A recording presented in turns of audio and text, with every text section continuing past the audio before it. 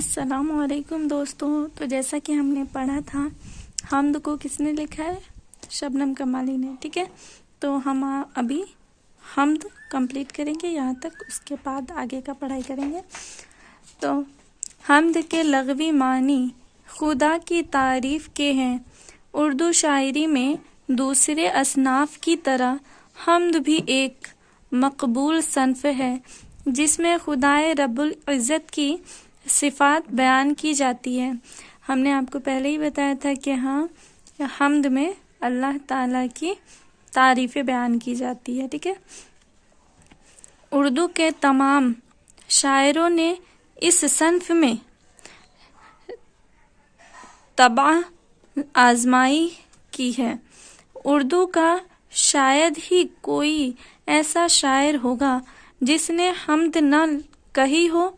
کوئی بھی کلام ہو، اس کی شروعات حمد کے ساتھ ہی کی جاتی ہے، چونکہ خدا کے نام سے کسی کام کا آغاز کرنے متبرک سمجھا جاتا ہے، یعنی کہ بہت برکت والا سمجھا جاتا ہے. تو اس لیے ہمیں جب بھی کسی چیز کی شروعات کرنی چاہیے تو اللہ تعالیٰ کا نام لے کر کرنا چاہیے. تو بسم اللہ کر کے اگر ہم پڑھائی کرتے ہیں تو بسم اللہ کر کے ہی پڑھنا چاہیے. تو ویسے ہی اللہ کا نام لے کر ہی کوئی کام کرنا چاہیے.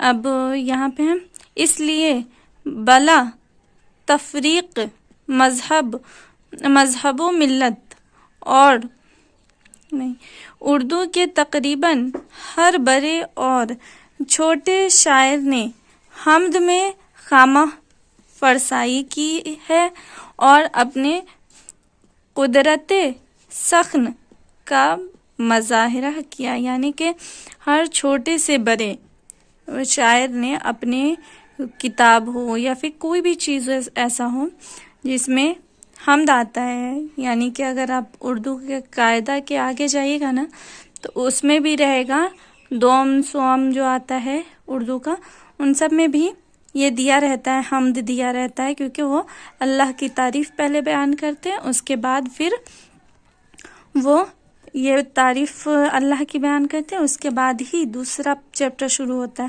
پہلا چیپٹر حمد رہتا ہے زیادہ تر. تو ٹھیک ہے، خدا خالق کائنات ہے، یعنی کہ وہ اللہ تعالی سارے دنیا کے مالک ہیں، یہ کہنا چاہتا ہے. وہ قادر مطلق ہے، یعنی کہ وہ سب سے قادر ہے، سب سے عظمت والا ہے. اس کی ذات یگانہ اور یکتا ہے، یعنی کہ اس کی ذات اکلوتی ہے اور ذات یگانہ اور یکتا ہے، یعنی کہ ایک ہے. ان کی ذات جو ہے یعنی کہ اللہ تعالیٰ صرف ایک ہے پوری دنیا میں، ان کے جیسا نہ کوئی تھا نہ کوئی ہو سکتا ہے. ٹھیک ہے، اس کے بعد اور اس کا کوئی شریک نہیں، یعنی کہ ان کا کوئی شریک نہیں ہے، ان جیسا کوئی ہو ہی نہیں سکتا.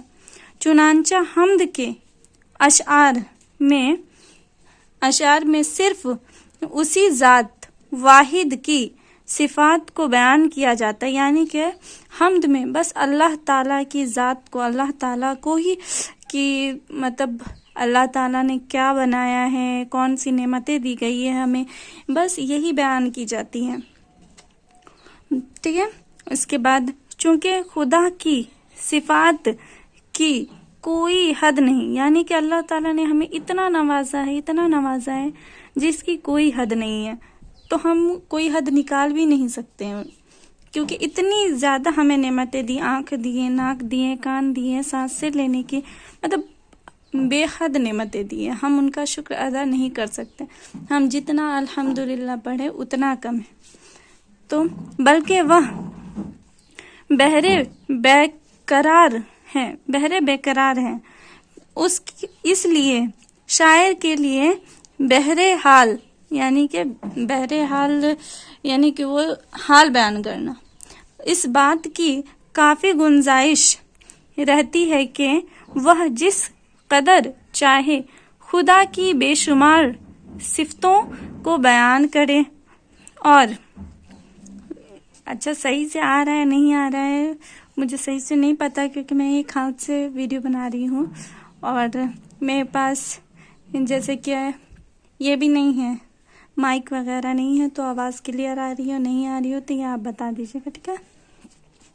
دراصل یہی اس صنف کی خاص خوبی ہے، حمد میں جہاں خدائے رب العزت کی صفات بیان کی جاتی ہے، یعنی کہ ہم بتائیں نا پہلے کہ اللہ تعالی حمد میں بس اللہ تعالی کی صفتیں بیان کی جاتی، مطلب خوبیاں بیان کی جاتی ہے کہ کیا کیا نوازا ہے نہیں نوازا یہ سب.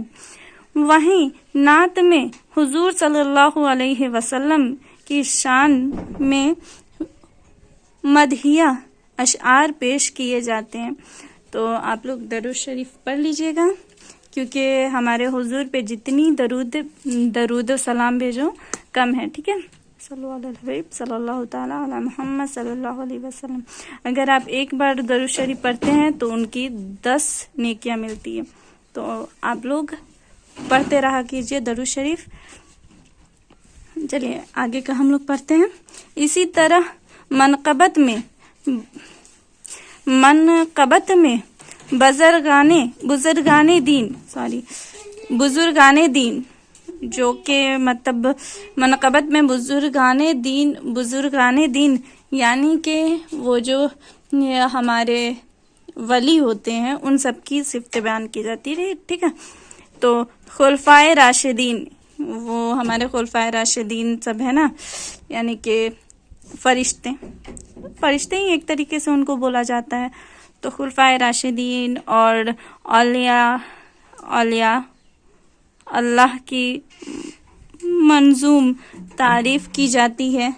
تو قصیدہ میں کسی بھی شخص کے اوصاف حمیدہ نظم کیے جاتے ہیں، یعنی کہ بتاؤں تو میں آپ کو کسی بھی نعت میں تو ہمارے حضور صلی اللہ تعالی علی محمد صلی اللہ علیہ وسلم کی تعریف بیان کی جاتی ہے اور اس کے بعد اشعار پیش کیے جاتے ہیں ان کے لیے ان کو. اسی طرح منقبت میں بزرگان دین جو ہمارے بہت بڑے اولیاء وغیرہ ہیں تو ان سب کی صفتیں بیان کی جاتی ہیں، اور خلفائے راشدین اور اولیاء اللہ کی تعریفیں یا منظوم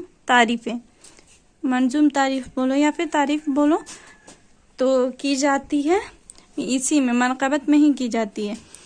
قصیدہ میں کسی بھی شخص یعنی کہ کسی بھی انسان کی تعریف قصیدہ میں کی جاتی ہے، اوکے؟